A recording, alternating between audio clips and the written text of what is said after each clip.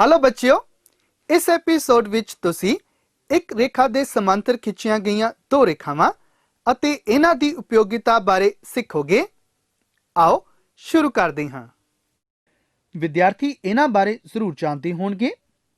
ਜੇਕਰ ਇੱਕ ਕਾਟਵੀਂ ਰੇਖਾ ਤੋਂ ਸਮਾਂਤਰ ਰੇਖਾਵਾਂ ਨੂੰ ਕੱਟਦੀ ਹੈ ਤਾਂ ਇਕਾਂਤਰ ਕੋਣ ਬਰਾਬਰ ਹੁੰਦੇ ਹਨ। ਇਸ ਦੇ ਉਲਟ ਤੌਰ ਤੇ ਜੇਕਰ ਇੱਕ ਕਾਟਵੀਂ ਰੇਖਾ ਦੋ ਰੇਖਾਵਾਂ ਨੂੰ ਇਸ ਤਰ੍ਹਾਂ ਕੱਟੇ ਕਿ ਇਕਾਂਤਰ ਅੰਦਰਲੇ ਕੋਣਾਂ ਦੇ ਜੋੜੇ ਬਰਾਬਰ ਹੋਣ ਤਾਂ ਉਹ ਦੋਵੇਂ ਰੇਖਾਵਾਂ ਸਮਾਂਤਰ ਹੁੰਦੀਆਂ ਹਨ। ਜੇਕਰ ਇੱਕ ਕਾਟਵੀਂ ਰੇਖਾ ਦੋ ਸਮਾਂਤਰ ਰੇਖਾਵਾਂ ਨੂੰ ਕੱਟਦੀ ਹੈ ਤਾਂ ਇੱਕੋ ਪਾਸੇ ਦੇ ਅੰਦਰਲੇ ਕੋਣਾਂ ਦੇ ਜੋੜੇ ਸੰਪੂਰਕ ਹੁੰਦੇ ਹਨ। ਇਸ ਦੇ ਉਲਟ ਤੌਰ ਤੇ ਜੇਕਰ ਇੱਕ ਕਾਟਵੀਂ ਰੇਖਾ ਦੋ ਰੇਖਾਵਾਂ ਨੂੰ ਇਸ ਤਰ੍ਹਾਂ ਕੱਟੇ ਕਿ ਕਾਟਵੀਂ ਰੇਖਾ ਦੇ ਇੱਕ ਹੀ ਪਾਸੇ ਦੇ ਦੋ ਅੰਦਰਲੇ ਕੋਣਾਂ ਦਾ ਜੋੜਾ ਸੰਪੂਰਕ ਹੋਵੇ ਤਾਂ ਉਹ ਰੇਖਾਵਾਂ ਸਮਾਂਤਰ ਹੁੰਦੀਆਂ ਹਨ।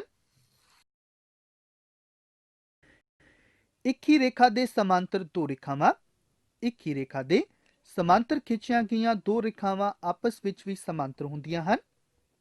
ਮੰਨ ਲਓ ਰੇਖਾ L ਰੇਖਾ M ਦੇ ਸਮਾਂਤਰ ਹੈ ਅਤੇ ਰੇਖਾ M ਰੇਖਾ N ਦੇ ਸਮਾਂਤਰ ਹੈ ਅਤੇ ਰੇਖਾ P ਇਹਨਾਂ ਦੀ ਕਾਟਵੀਂ ਰੇਖਾ ਹੈ।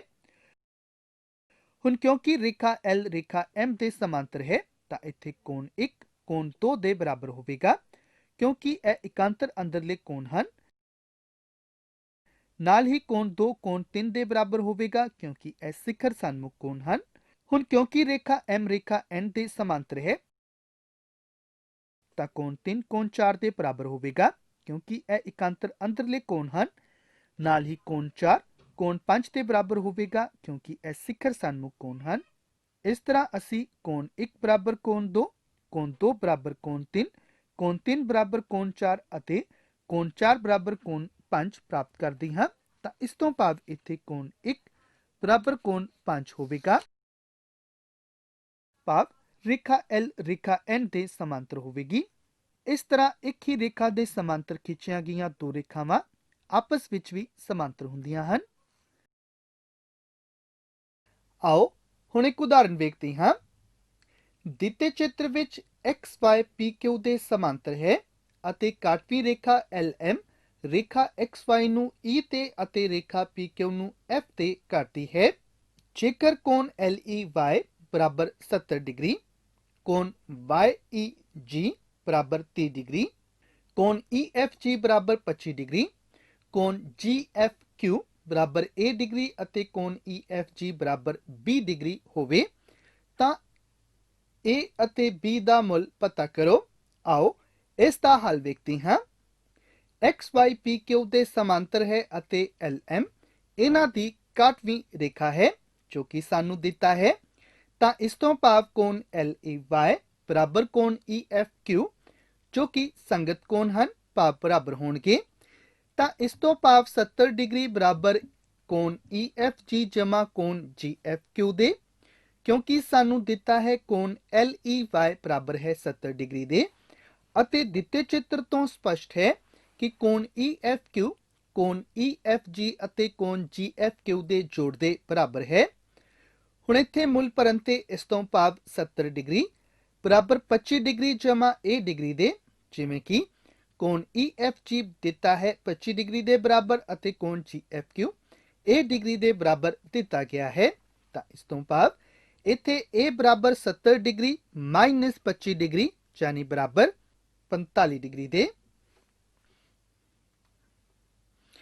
ਅਸੀਂ ਜਾਣਦੇ ਹਾਂ ਕਿ ਜੇਕਰ ਇੱਕ ਕਾਟਵੀਂ ਰੇਖਾ ਦੋ ਸਮਾਂਤਰ ਰੇਖਾਵਾਂ ਨੂੰ ਕੱਟੇ ਤਾਂ ਕਾਟਵੀਂ ਰੇਖਾ ਦੇ ਇੱਕੋ ਹੀ ਪਾਸੇ ਦੇ ਅੰਦਰੂਨੀ ਕੋਣਾਂ ਦਾ ਜੋੜਾ ਸੰਪੂਰਕ ਹੁੰਦਾ ਹੈ।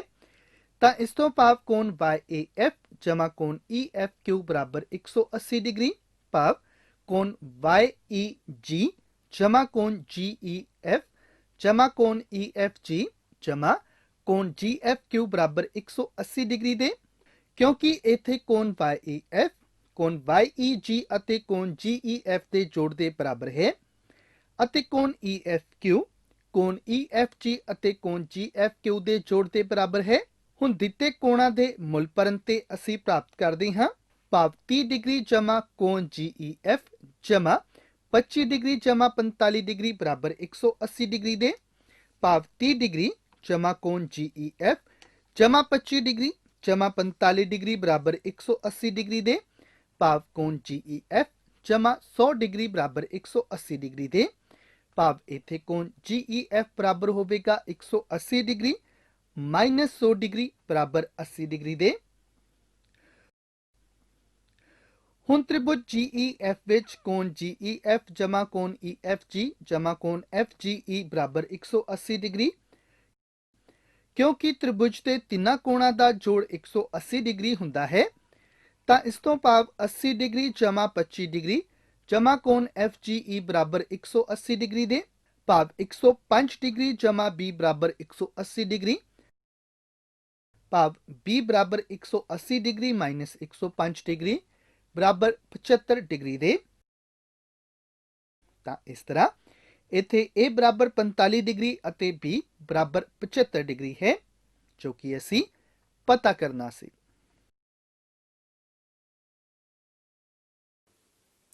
ਹੁਣ ਤੱਕ ਤੁਸੀਂ ਇੱਕ ਰੇਖਾ ਦੇ ਸਮਾਂਤਰ ਖਿੱਚੀਆਂ ਗਈਆਂ ਦੋ ਰੇਖਾਵਾਂ ਅਤੇ ਇਹਨਾਂ ਦੀ ਉਪਯੋਗਤਾ ਬਾਰੇ ਸਿੱਖਿਆ ਹੈ। ਆਓ ਹੁਣ ਇਸ ਨਾਲ ਸੰਬੰਧਿਤ ਕੁਝ ਉਦਾਹਰਨਾਂ ਨੂੰ ਹੱਲ ਕਰਦੇ ਹਾਂ।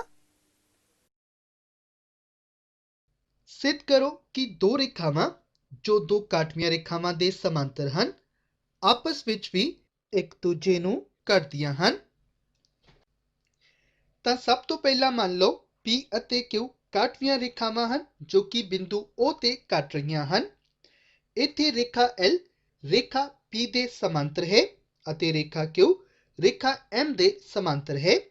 ਇੱਥੇ ਅਸੀਂ ਸਿੱਧ ਕਰਨਾ ਹੈ ਕਿ ਰੇਖਾਵਾਂ L ਅਤੇ M ਵੀ ਇੱਕ ਦੂਜੇ ਨੂੰ ਕੱਟਣਗੀਆਂ, ਭਾਵ ਕਾਟਵੀਆਂ ਰੇਖਾਵਾਂ ਹੋਣਗੀਆਂ। ਦਿੱਤਾ ਹੈ ਰੇਖਾਵਾਂ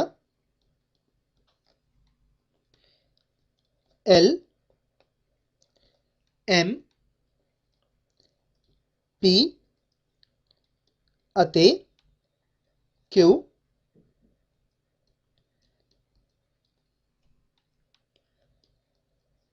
ਅਜਿਹੀਆਂ ਹਨ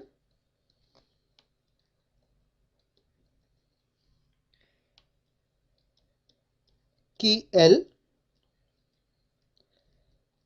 P ਦੇ ਸਮਾਂਤਰ ਹੋਵੇਗੀ, M Q ਦੇ ਸਮਾਂਤਰ ਹੋਵੇਗੀ ਅਤੇ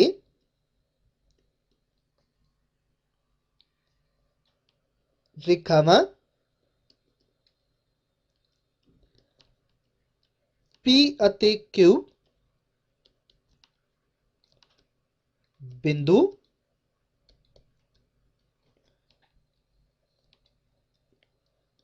O ਤੇ ਕੱਟਦੀਆਂ ਹਨ।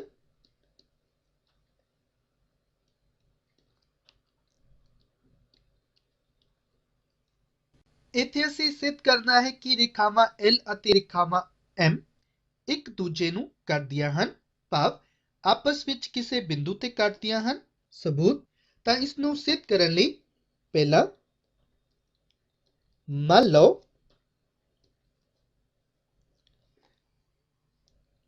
L ਅਤੇ M ਆਪਸ ਵਿੱਚ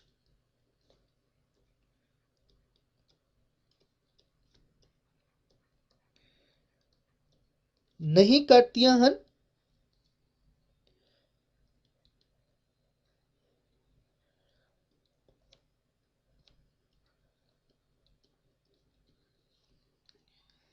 ਤਾਂ ਇਸ ਤੋਂ ਭਾਵ ਇੱਥੇ ਰੇਖਾ L ਰੇਖਾ M ਦੇ ਸਮਾਂਤਰ ਹੋਵੇਗੀ।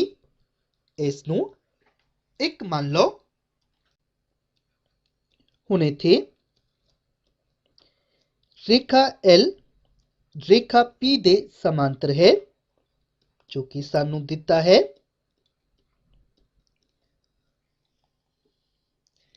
ਇਸ ਲਈ ਇੱਥੇ ਰੇਖਾ P ਰੇਖਾ M ਦੇ ਸਮਾਂਤਰ ਹੋਵੇਗੀ,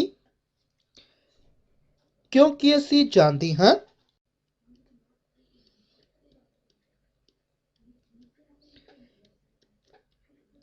ਇੱਕ ਹੀ ਰੇਖਾ ਦੇ ਸਮਾਂਤਰ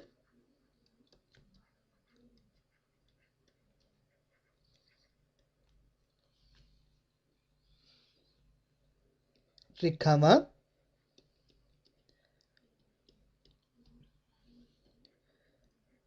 ਆਪਸ ਵਿੱਚ ਵੀ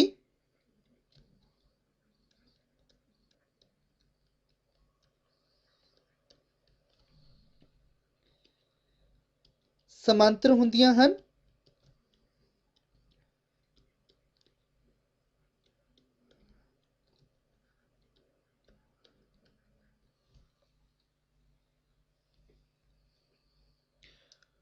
ਹੁਣ ਇੱਥੇ Q ਰੇਖਾ M ਦੇ ਸਮਾਂਤਰ ਹੈ ਜੋ ਕਿ ਸਾਨੂੰ ਦਿੱਤਾ ਹੈ।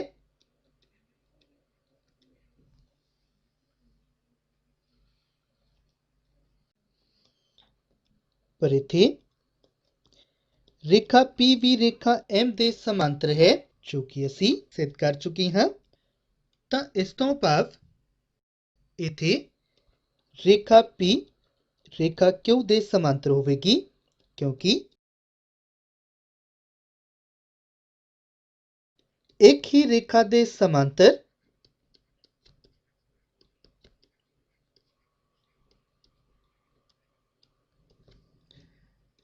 ਰੇਖਾਵਾਂ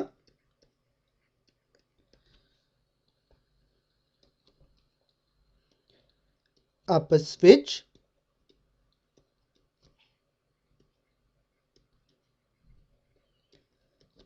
ਸਮਾਂਤਰ ਹੁੰਦੀਆਂ ਹਨ।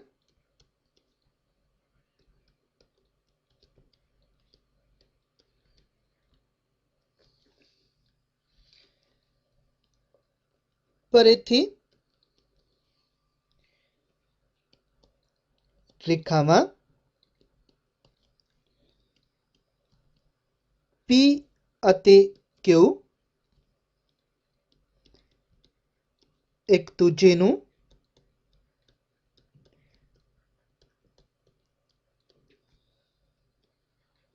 ਬਿੰਦੂ O ਤੇ ਕੱਟਦੀਆਂ ਹਨ।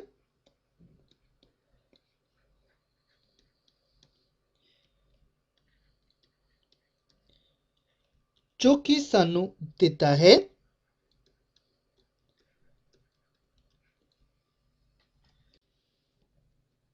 ਤਾਂ ਇਸ ਤੋਂ ਭਾਵ ਰੇਖਾ P ਰੇਖਾ Q ਦੇ ਸਮਾਂਤਰ ਨਹੀਂ ਹੈ। ਤਾਂ ਇਸ ਤੋਂ ਭਾਵ ਇੱਥੇ ਅਸੀਂ ਕਹਿ ਸਕਦੇ ਹਾਂ ਰੇਖਾਵਾਂ L ਅਤੇ M ਵੀ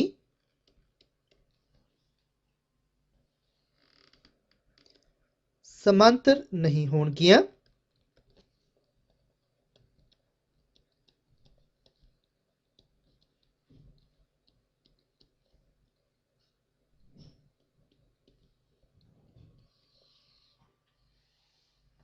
ਭਾਵ ਜਿਵੇਂ ਕਿ ਅਸੀਂ ਮੰਨਿਆ ਸੀ ਕਿ ਰੇਖਾਵਾਂ L ਅਤੇ M ਆਪਸ ਵਿੱਚ ਕਿਸੇ ਬਿੰਦੂ ਤੇ ਨਹੀਂ ਕੱਟਦੀਆਂ ਹਨ, ਭਾਵ ਸਮਾਂਤਰ ਹਨ, ਇਹ ਗਲਤ ਹੈ। ਤਾਂ ਇਸ ਤੋਂ ਭਾਵ ਇੱਥੇ ਅਸੀਂ ਕਹਾਂਗੇ ਰੇਖਾਵਾਂ L ਅਤੇ M ਆਪਸ ਵਿੱਚ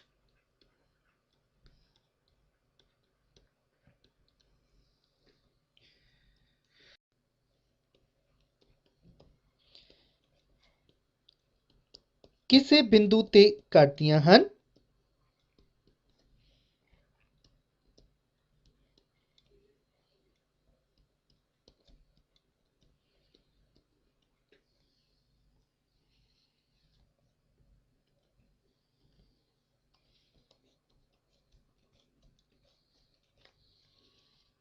ਜੋ ਕਿ ਅਸੀਂ ਸਿੱਧ ਕਰਨਾ ਸੀ। ਹੁਣ ਤੱਕ ਤੁਸੀਂ ਇੱਕ ਰੇਖਾ ਦੇ ਸਮਾਂਤਰ ਖਿੱਚੀਆਂ ਗਈਆਂ ਦੋ ਰੇਖਾਵਾਂ ਅਤੇ ਇਹਨਾਂ ਦੀ ਉਪਯੋਗਿਤਾ ਤੇ ਆਧਾਰਿਤ ਕੁਝ ਉਦਾਹਰਨਾਂ ਨੂੰ ਹੱਲ ਕੀਤਾ ਹੈ। ਆਓ ਹੁਣ ਇਸ ਨਾਲ ਸੰਬੰਧਿਤ ਕੁਝ ਹੋਰ ਉਦਾਹਰਨਾਂ ਨੂੰ ਹੱਲ ਕਰਦੇ ਹਾਂ। ਆਓ ਹੁਣ ਅਗਲਾ ਉਦਾਹਰਨ ਵੇਖੀਏ। ਦਿੱਤੇ ਚਿੱਤਰ ਵਿੱਚ ABCD ਦੇ ਸਮਾਂਤਰ ਹੈ ਅਤੇ ਕੋਣ F 30 ਡਿਗਰੀ ਦੇ ਬਰਾਬਰ ਹੈ ਅਤੇ ਕੋਣ HCE ਵੀ 30 ਡਿਗਰੀ ਦੇ ਬਰਾਬਰ ਹੋਵੇ ਤਾਂ ਕੋਣ ECD ਪਤਾ ਕਰੋ। ਦਿੱਤਾ ਹੈ ਇੱਥੇ ABCD ਦੇ ਸਮਾਂਤਰ ਹੈ। ਕੋਣ F ਬਰਾਬਰ ਹੈ 30 ਡਿਗਰੀ ਅਤੇ ਕੋਣ HCE ਵੀ ਬਰਾਬਰ ਹੈ 30 ਡਿਗਰੀ ਦੇ। ਪਤਾ ਕਰਨਾ ਇੱਥੇ ਕੋਣ ECD ਪਤਾ ਕਰੋ। ਹਲ ਇੱਥੇ FA AB ਤੇ ਲੰਬ ਹੈ।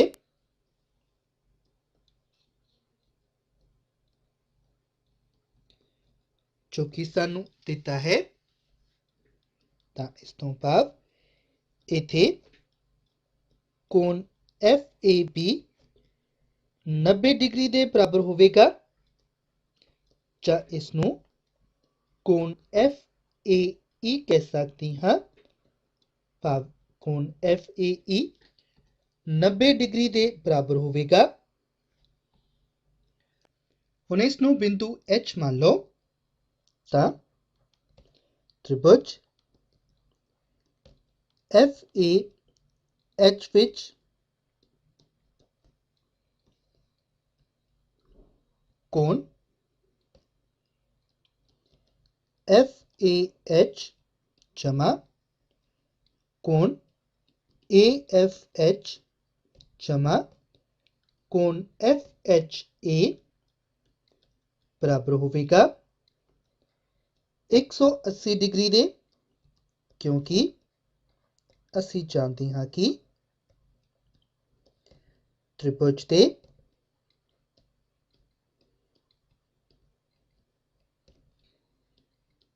ਤਿੰਨਾਂ ਕੋਣਾਂ ਦਾ ਜੋੜ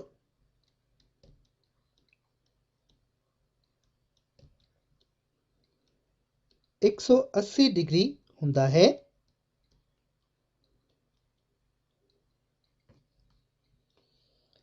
ਤਾਂ ਅਗਾਂਹ ਇਸ ਤੋਂ ਭਾਵ 90 ਡਿਗਰੀ ਜਮਾ 30 ਡਿਗਰੀ ਜਮਾ ਕੋਣ FHA ਬਰਾਬਰ 180 ਡਿਗਰੀ ਦੇ, ਕਿਉਂਕਿ ਇੱਥੇ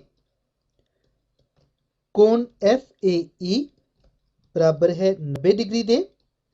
ਭਾਵ ਇਸ ਨੂੰ ਅਸੀਂ ਕੋਣ FAH ਵੀ ਮੰਨ ਸਕਦੇ ਹਾਂ ਤਾਂ ਕੋਣ FAH ਬਰਾਬਰ 90 ਡਿਗਰੀ ਦੇ। ਅਤੇ ਸਾਨੂੰ ਦਿੱਤਾ ਹੈ ਕੋਣ F ਬਰਾਬਰ 30 ਡਿਗਰੀ। ਭਾਵ ਇਸ ਨੂੰ ਅਸੀਂ ਇੱਥੇ ਕੋਣ AFH ਵੀ ਲੈ ਸਕਦੇ ਹਾਂ। ਭਾਵ ਇੱਥੇ ਕੋਣ AFH ਬਰਾਬਰ 30 ਡਿਗਰੀ ਦੇ। ਤਾਂ ਇਸ ਤੋਂ ਭਾਵ 120 ਡਿਗਰੀ ਜਮਾ ਕੋਣ FHA ਬਰਾਬਰ 180 ਡਿਗਰੀ ਦੇ। ਭਾਵ ਇੱਥੇ ਕੋਣ FHA ਬਰਾਬਰ 180 ਡਿਗਰੀ ਮਾਈਨਸ 120 ਡਿਗਰੀ। ਭਾਵ ਇੱਥੇ ਕੋਣ FHA ਬਰਾਬਰ ਹੋਵੇਗਾ 60 ਡਿਗਰੀ ਦੇ। ਤਾਂ ਇੱਥੇ ਕੋਣ FHA ਬਰਾਬਰ 60 ਡਿਗਰੀ। ਹੁਣ ਇੱਥੇ ਕੋਣ FHA ਬਰਾਬਰ ਹੋਵੇਗਾ ਕੋਣ EHC ਦੇ, ਜੋ ਕਿ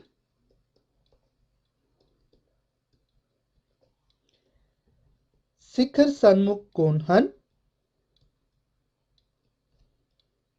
ਭਾਵ ਬਰਾਬਰ ਹੋਣਗੇ। ਤਾਂ ਇਸ ਤੋਂ ਭਾਵ ਇੱਥੇ ਕੋਣ EHC ਬਰਾਬਰ 60 ਡਿਗਰੀ ਦੇ, ਜਿਵੇਂ ਕਿ ਕੋਣ FHA ਬਰਾਬਰ ਹੈ 60 ਡਿਗਰੀ ਦੇ। ਹੁਣ ਇੱਥੇ AB CD ਦੇ ਸਮਾਂਤਰ ਹੈ, ਜੋ ਕਿ ਸਾਨੂੰ ਦਿੱਤਾ ਹੈ ਅਤੇ FC इन्हां दी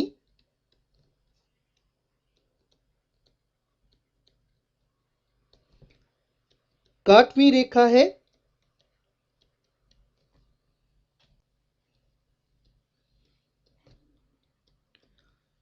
जो इन्हां नूं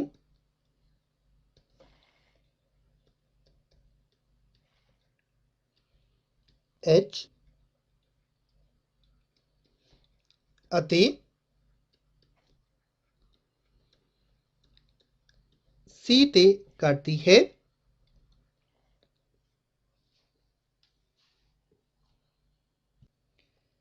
ਤਾਂ ਇਸ ਤੋਂ ਭਾਵ इथे कोण EHC जमा कोण HCD बराबर होंगे 180 डिग्री दे, क्योंकि यह एक पासे दे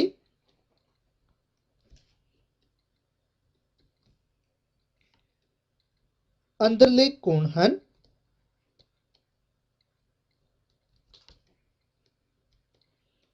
भाव इन्हां दा जोड़ संपूरक यानी 180 डिग्री दे बराबर होवेगा।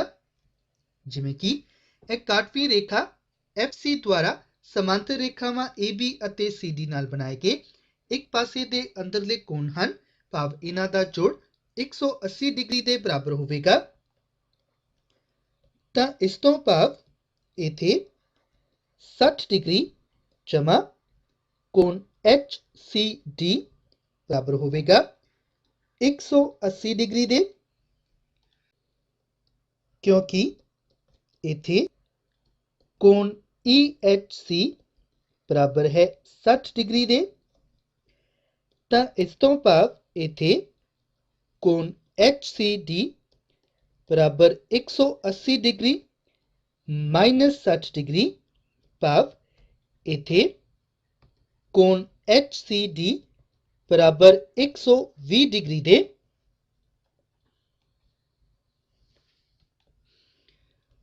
हुण इथे कोण HCD बराबर है कोण HCE जमा कोण ECD दे, जो कि दिते चित्र तो स्पष्ट है। भाव इथे असी कहांगे कोण HCE जमा कोण ECD बराबर कोण HCD। भाव इथे कोण HCE जमा कोण ECD बराबर 120 डिग्री दे। तां इस तों भाव इथे कोण ECD बराबर होवेगा 120 डिग्री माइनस कोण HCE दे। भाव इथे कोण ECD बराबर 120 डिग्री माइनस 30 डिग्री दे, क्योंकि इथे कोण HCE बराबर है 30 डिग्री दे, जो कि सानू दिता है। तां इस तों भाव इथे कोण ECD बराबर 90 डिग्री दे। तां इसलिए दिते उदाहरण लई इथे कोण ECD बराबर होवेगा 90 डिग्री दे।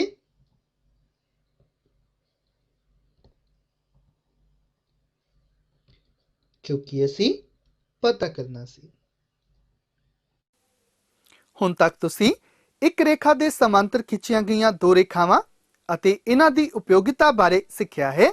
ਉਮੀਦ ਕਰਦਾ ਹਾਂ ਤੁਹਾਨੂੰ ਐਪੀਸੋਡ ਪੂਰੀ ਤਰ੍ਹਾਂ ਸਮਝ ਆ ਗਿਆ ਹੋਵੇਗਾ।